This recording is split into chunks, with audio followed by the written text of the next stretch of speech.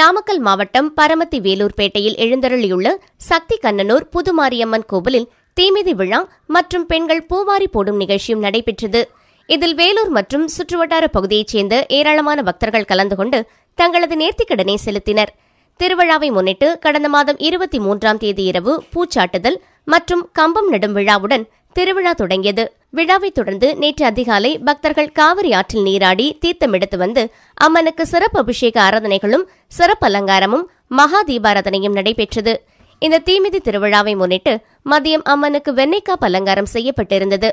நேற்று மாலை தீமிதி விழாவை முன்னிட்டு பக்தர்கள் காவிரி ஆற்றுக்கு சென்று புனித நீராடி அங்கிருந்து ஊர்வலமாக புறப்பட்டு கோவிலை வந்தடைந்தனர்.